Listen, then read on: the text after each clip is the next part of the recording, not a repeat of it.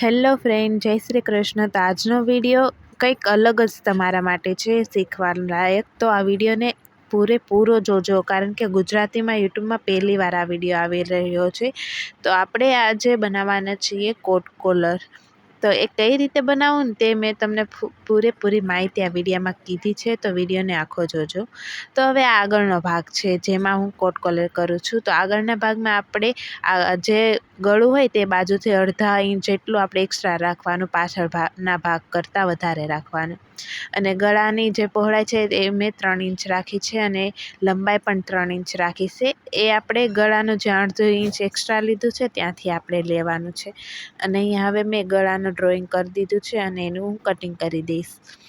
તો આ જે કોટ કોલર છે તે તમે ગમે તેમાં બનાવી શકો, કુર્તી હોય, બ્લાઉઝ હોય. તો આ મેં જે બનાવ્યું છે તે કોટ સેટ, અત્યારમાં જે ટ્રેન્ડિંગ છે ને કોટ સેટ, તેની ઉપરનો ટોપ છે તેના માટે મેં આ બનાવ્યું છે. આ કોલર તમે કોઈ પણ વસ્તુમાં બનાવી શકો. તો આ રીતે મેં ગળાનું કટિંગ કરી દીધું છે અસ્તરમાં. હવે પછી આપણે મેઇન કાપડમાં કરવાનું છે. તો મેઇન કાપડને લગાડ્યા પછી ગળાનું કટિંગ કરવાનું છે. તો આની ઉપર હું મેઇન કાપડ જે કટિંગ કર્યું હતું તે લગાડી દઈશ સરખું ગોઠવીને. અને વચ્ચે જે મેં અડધો ઇંચ એક્સ્ટ્રા લીધું હતું ત્યાંથી આપણે કટિંગ કરીને આ રીતે 2 ભાગ કરી દેવાના છે. આગળના ભાગને 2 ભાગમાં આપણે રાખવાનું છે, જે રીતે આપણે શર્ટમાં કરીએ તે રીતે. હવે આ કાપડને આપણે અસ્તર સાથે જોઈન્ટ કરી દઈશું અને એક્સ્ટ્રા જે કાપડ વધ્યું છે તે હવે આપણે કટિંગ કરી દઈશું અને ગળા પાસેથી પણ. તો આ રીતે આપણા 2 ભાગ રેડી થઈ ગયા છે. હવે આમાં ટક્સ લેવાના છે, તો હું ટક્સ લગાડવાથી કોઈ પણ વસ્તુનું લુક સારું આવે એટલા માટે. હવે શોલ્ડર ટુ ટક્સ પોઈન્ટ લેવાના છે. તો આમાં 10 ઇંચ હતા, તો એમાં અડધો ઇંચ એક્સ્ટ્રા રાખીને આપણે કરવાનું છે, એટલે 10.5 ઇંચ. અને tucks point to tucks point આપણે લેવાનું છે. તો અડધો ઇંચ જે આપણે આગળ એક્સ્ટ્રા કર્યું હતું ને તે નથી ગણવાનું, ત્યાંથી આપણે લગાડવાનું છે. તો આમાં 6.5 ઇંચ હતું ટક્સ ટુ ટક્સ પોઈન્ટનું માર્ક, તો એનું અડધું કરી દીધું એટલે આવ્યું 3.25 ઇંચ. હવે ત્યાં મેં સીધી લાઈન ડ્રો કરી દીધી છે અને આ બીજા ભાગ લેવાનો છે અને તેની માથે પણ એક્ઝેક્ટ માર્કિંગ આપણે ચાપી દેવાનું છે આ રીતે. તો બંને ભાગમાં સરખું માર્ક થઈ જાય. તો બીજી બાજુ પણ મેં એ જ રીતે સીધી લાઈન ડ્રો કરી દીધી છે. હવે તે જે લાઈન ડ્રો કરી હતી તેને આ રીતે પકડી લેવાનું, જેથી કરીને અંદરનું કાપડ પણ ટક્સમાં આવી જાય. અને આની ટક્સનું જે મેં 2 ઇંચ એક્સ્ટ્રા લીધું હતું એટલે 1 ઇંચનો આ ટક્સ બનશે આગળના ભાગમાં. હવે ત્યાં હું આ રીતે ક્રોસમાં સિલાઈ લગાડી દઈશ. આ જ રીતે હું બીજા ભાગમાં પણ સિલાઈ લગાડી દઈશ. અને મેં આ જ રીતે પાછળનો ભાગ પણ રેડી કર્યો છે અને એમાં 1 ઇંચનો ટક્સ એક્સ્ટ્રા લીધો હતો એટલે અડધા ઇંચનો ટક્સ રેડી થયો હતો. તો આપણો આગળનો ભાગ આ રીતે તૈયાર થઈ ગયો છે અને જે પાછળનો ભાગ હતો તેને નોર્મલ જે આપણે કરીએ તે રીતે મેં તૈયાર કર્યો છે, ટક્સ લગાડીને અડધા ઇંચનો. તમે જોઈ શકો છો. હવે જે મેઇન વાત છે કોલર બનાવે તે માટે આ પટ્ટી આપણે લેવાની છે. તો પટ્ટીની પહોળાઈ છે 5 ઇંચ અને લંબાઈ છે 18 ઇંચ. જેટલો આપણો ઉપરનો આ જે આગળનો ભાગ છે એનાથી થોડુંક વધારે લેવાનું, કારણ કે એક્સ્ટ્રા હોય તો તે આપણે કટિંગ કરી દઈએ. હવે અહીંયા હું ગળાનો શેપ આપીને તેનું આ પટ્ટીમાં પણ કટિંગ કરી દઈશ અને પટ્ટીને સામસામી રાખવાની છે એટલે બંને બાજુ થઈ જાય. તો આ રીતે ગળાનું કટિંગ કરી દીધું છે મેં પટ્ટીમાં. હવે એ પટ્ટીને આપણે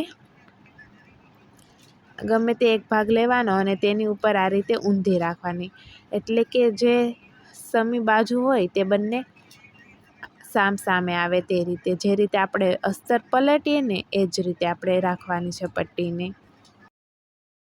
તો બંને સાઈડની પટ્ટીને મેં આ રીતે એક્ઝેક્ટ ગોઠવી દીધી છે ગળા તરફથી. આ રીતે સીધી રાખવાની છે. હવે અહીંયા આપણે જે અડધો ઇંચ એક્સ્ટ્રા લીધું હતું તે માર્કિંગ કરી દેવાનું છે અને ત્યાંથી આપણે 1.5 ઇંચનું અંદર જવાનું છે ગળા બાજુ, 1.5 ઇંચ જેટલું, 1.5 ઇંચ. અને આ બાજુ પણ તે જ રીતે આપણે નિશાન લગાડી દેવાનું છે અડધો ઇંચ જે એક્સ્ટ્રા લીધું હતું ત્યાં અને એનાથી અંદર 1.5 ઇંચ. તમે જો અડધા ઇંચ કરતાં વધારે એક્સ્ટ્રા લીધું હોય તો તેટલું જ આપણે નિશાન લગાડવાનું છે, જેટલું એક્સ્ટ્રા લીધું હોય. હવે અહીંયા ગળાથી આપણે ત્યાંથી સિલાઈને લોક એકદમ પરફેક્ટ લોક મારીને ત્યાંથી આ રીતે જે રીતે હું સિલાઈ મારું છું તે રીતે મારવાની છે. હવે જ્યાં ખૂણો પડે ત્યાં મેં કટ લગાડી દીધો છે અને જ્યાં મેં 1.5 ઇંચનું માર્કિંગ કર્યું હતું ત્યાં પણ આ રીતે સિલાઈ સુધી કટ લગાડવાનો છે. અને આ રીતે આને વાળીને ફિનિશિંગ રીતે આપણે ફોલ્ડ કરી દેવાનું છે પટ્ટીને.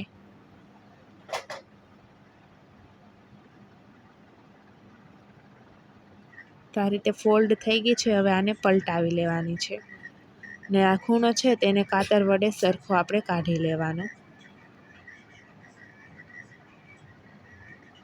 હવે જે પટ્ટી છે તેને આપણે આ ગળા સાથે સિલાઈ લગાડીને જોઈન્ટ કરી દઈશું.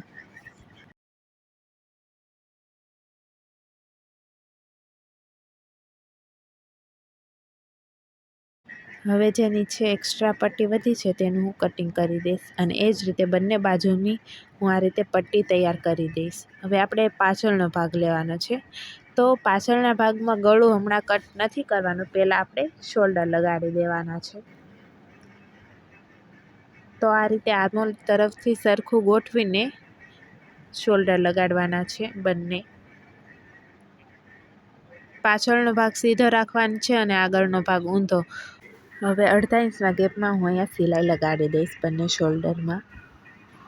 તમને આ વિડીયો સારો લાગતો હોય તો લાઈક કરી દેજો અને મારી ચેનલને સબસ્ક્રાઈબ પણ કરી દેજો.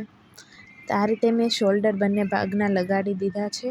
હવે આગળના ભાગને આ રીતે ઉપર કરીને આપણે પાછળના ભાગનું ગળાનું કટિંગ કરવાનું છે.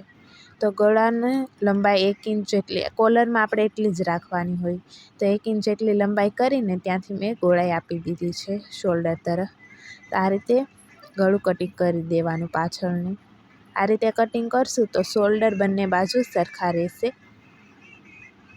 હવે આપણે કોલર બનાવવા માટે તેની ગોળાઈ માપવાની છે. તો આ રીતે માપપટ્ટીને રાખીને ફરતે આપણે ગોળાઈ માપી લેવાની.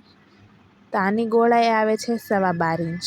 હવે આપણે આના અડધા કરવાના છે. તો 12.5ના અડધા થશે 6.1 લીટી, એની ઉપર 1 લીટી એટલું આપણે થશે. જેટલી તમારી ગોળાઈ આવતી હોય એના આપણે અડધા કરી દેવાના. હવે આપણે આ રીતે રાખીને ગળાનું સેન્ટર લઈ લેવાનું. હવે મેં આ કેનવાસ લીધો છે, જે ઇસ્ત્રી કરવાથી કાપડમાં ચોંટી જાય તે કેનવાસ છે અને તે ન હોય તો તમે સિલાઈ કરીને પણ ચોંટાડી શકો.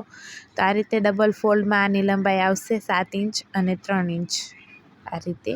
તો આપણે 3 ઇંચનો કોલર બનાવવાનો છે. હવે જેટલા આપણે ડબલ ભાગ કર્યો હતો 12.5નો તે માર્કિંગ આપણે લગાડવાનું છે, એટલે 6ની ઉપર 1 લીટી અને ઉપર આપણે થોડું એક્સ્ટ્રા લેવાનું છે 1/2 ઇંચ જેટલું. તો આની 6ની ઉપર 1 લીટી હતી તો ઉપરથી મેં લીધું છે 6.5ની ઉપર 1 લીટી અને આ રીતે આપણે ક્રોસમાં એક લીટી દોરી દેવાની છે અને નીચેથી આપણે થોડીક ગોળાઈ દેવાની છે 1/2 ઇંચ જેટલી. તો આ રીતે હું એની ગોળાઈ આપી દઈશ. તો આ આપણો નીચેનો ભાગ જે આપણે કાપડ ઉપર લગાડીશું. તો જે કોલરનું ડબલ આવ્યું હતું 6ની ઉપર 1 લીટી તે જ આપણે આ ગોળાઈમાં માપવાની છે. તો અહીંયા આવે છે એ પરફેક્ટ છે આપણે.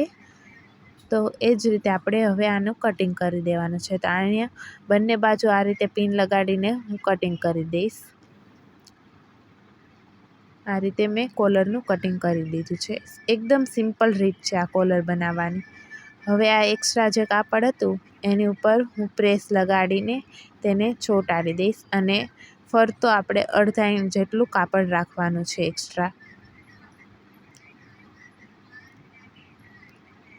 હવે ફરી આ જે કાપડ છે તેને સીધું રાખીને એની ઉપર આ ઊંધું રાખીને એને પણ 1/2 ઇંચ જેટલું એક્સ્ટ્રા કાપડ રાખીને કટ કરી દેવાનું છે.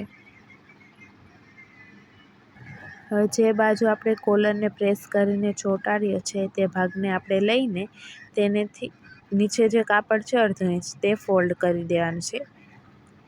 આ રીતે નીચેના ભાગમાં જે આપણે કુર્તી પર લગાડવાના હોય તે ભાગમાં આ રીતે. હવે જે બીજું કાપડ હતું એની ઉપર આને રાખીને આપણે સિલાઈ લગાડવાની છે ફરતી કોલરમાં, જ્યાં મેં તમને માર્કિંગ કર્યું છે એટલું. અને નીચેથી થોડુંક આપણે સિલાઈ નથી કરવાની, થોડુંક રાખવાનું છે, ત્યાંથી થોડુંક સિલાઈ ખુલ્લી રહેશે. તો આ રીતે જ્યાં મેં નિશાન કરીને લગાડ્યું હતું ત્યાંથી આપણે સિલાઈ લગાડવાનું શરૂ કરવાનું છે અને બીજી બાજુ જ્યાં નિશાન લગાડ્યું હતું ત્યાં એન્ડ કરવાનું છે. તો આ રીતે ધાર સિલાઈ લગાડવાની છે એકદમ કોરી. અને અહીંયા સિલાઈનો લોક મારીને આપણે બહાર કાઢી લઈશું. તો આ જો તમે જોઈ શકો છો નીચેથી થોડુંક ખુલ્લું છે, સિલાઈ નથી મારી, જેનાથી પરફેક્ટ કોલર લાગી જાય. અને આ ઉપર જે એક્સ્ટ્રા ફેબ્રિક હતું તેનું કટિંગ કરીને હવે આને પલટાવી દેવાનું છે અને આ રીતે પરફેક્ટ ખૂણા કાઢી લેવાના છે.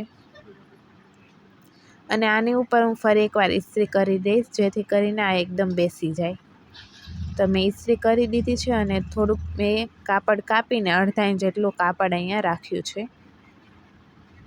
હવે જે આપણે ફોલ્ડ કર્યું છે એટલું આપણે નિશાન લગાડી દેવાનું છે આ નીચેના કાપડમાં, તો એકદમ પરફેક્ટ રીતે સિલાઈ થાય. હવે આનું સેન્ટર લેવાનું છે અને ત્યાં હું એક નિશાન કરી દઈશ.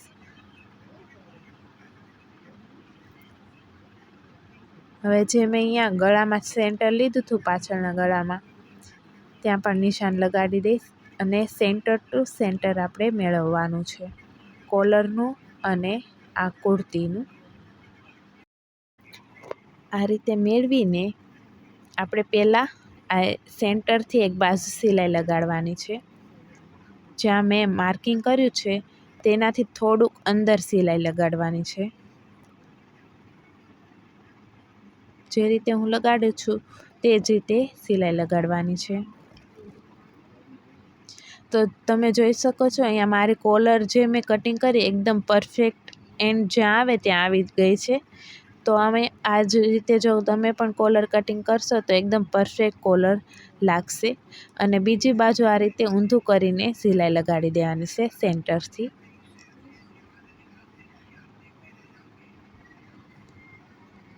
આ રીતે મેળવતું જવાનું અને સિલાઈ લગાડતી જવાની.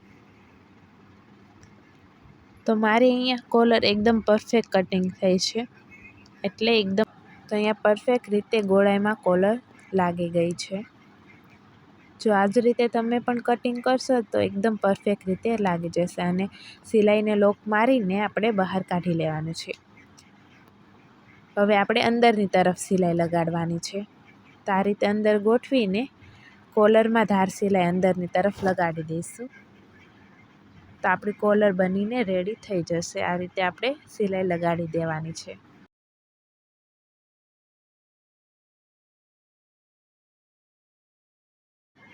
હવે અહીં લોક મારીને બહાર કાઢી લેવાનું. તો હવે આ તમે જોઈ શકો છો આગળ અને પાછળથી એકદમ પરફેક્ટ રીતે કોલર લાગી ગઈ છે. હવે આપણે લગાડવાની છે અહીંયા ધાર સિલાઈ, જેનાથી આપણું કાપડ એકદમ બેસી જાય. તો 1 ફૂટ જેટલું માર્જિન રાખીને આપણે આ સિલાઈ લગાડવાની છે ફરતી. અહીંયાથી શરૂઆત કરવાની છે અને બીજી બાજુ આપણે એન્ડ કરવાનું છે. તો આખા ઓલામાં એક સરખું માર્જિન રાખીને સિલાઈ લગાડવાની છે. તો આનાથી ફિનિશિંગ પણ સારું આવશે અને લુક પણ સારો આવશે. એકદમ કોટ કોલર જેવું લુક આવશે આ રીતે જો તમે બનાવશો.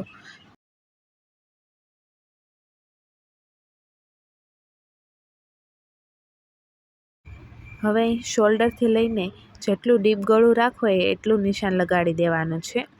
તો અહીંયા મેં 6.5 ઇંચ ઉપર બંને બાજુ નિશાન લગાડી દીધું છે.